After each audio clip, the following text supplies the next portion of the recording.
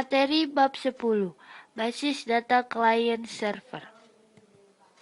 Tujuan pembelajaran. 1.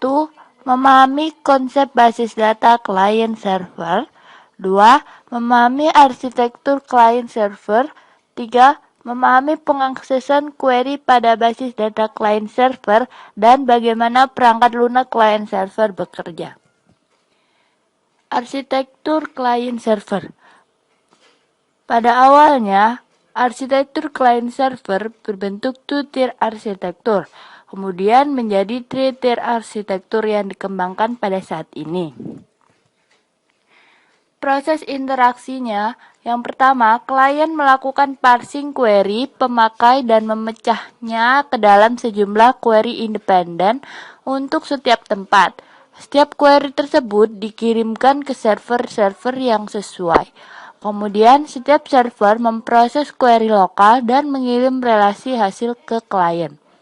Klien mengkombinasikan hasil subquery untuk memproduksi hasil dari query asal yang dikirimkan.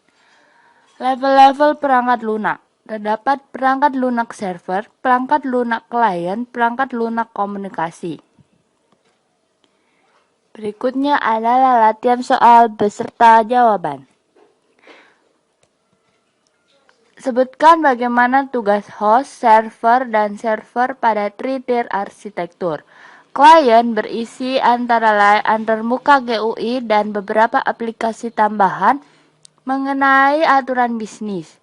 Kemudian server bertindak sebagai conduit of passing, memproses data dari host ke klien, di mana kemudian diproses atau difilter dan dipresentasikan ke pemakai dalam format GUI.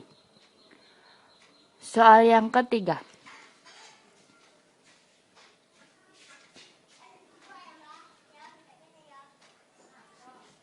Jelaskan bagaimana pengaksesan query dari klien ke server dan hasil query dari server ke klien. 1. Klien melakukan parsing query pemakai dan memecahnya ke dalam sejumlah query independen untuk setiap tempat. Nah, setiap query tersebut dikirimkan ke server-server yang sesuai. Setiap server memproses query lokal dan mengirim relasi hasil ke klien. Kemudian, klien mengkombinasikan hasil subquery untuk memproduksi hasil dari query asal yang dikirim.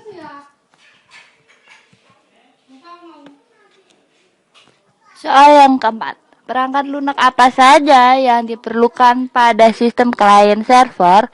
1.